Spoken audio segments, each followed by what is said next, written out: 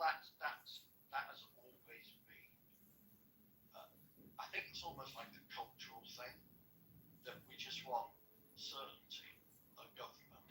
Yeah. So even if that government is not, I don't think this current government represents the majority of the people who voted. In fact, I actually think that they had the same number of votes, almost, maybe a bit more, but not much more, than they did when they lost to Boris Johnson. The difference is this time is a huge chunk of the Conservative vote went to Reform. So the Labour didn't actually increase their vote; they just increased the number of seats. And that's probably your point. Yeah, exactly, precisely.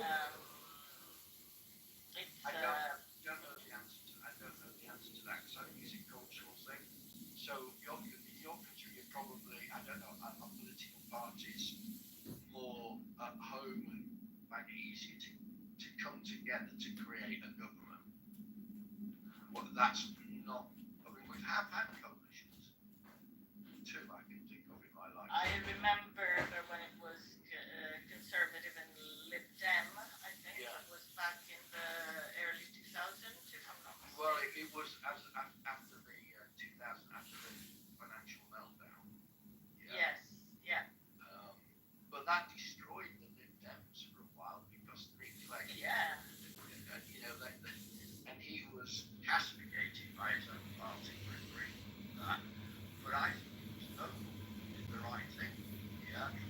But so cultural. Yes, but the thing is that you voted certain acts that were completely against the principles of the Lib Dems, so that's why he Yeah, but that's going to go to a coalition. That doesn't happen. I know.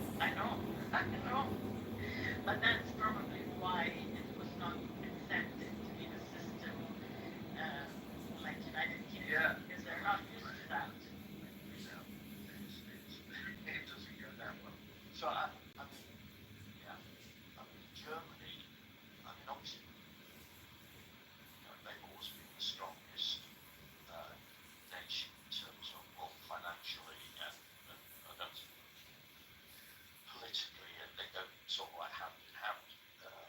But they're struggling more than they've ever struggled. It's the first time ever that Germany's economy has shrunk.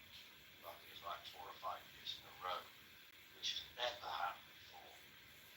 But that's just we're all with. Well, I also believe that this is now the consequences of the reunification of Germany. I mean, they managed to avoid it for a long time, but I believe that now that it's showing how the unification of Germany was set up. I mean, the two Germanys have completely opposite economies. Although Eastern Germany was the apple in the eye of the Russian the Soviet Union, because they were the wealthiest. But this is typical German. But the two of them, the two economies, were at the opposite. I mean, West Germany was way forward and much richer, and they had to piggyback basically the Eastern Germany economy. So now I think after 30 years they're paying the consequences for what happened. I mean, I might be completely wrong, but I think that this is what is happening at the moment. Plus, you have to consider that the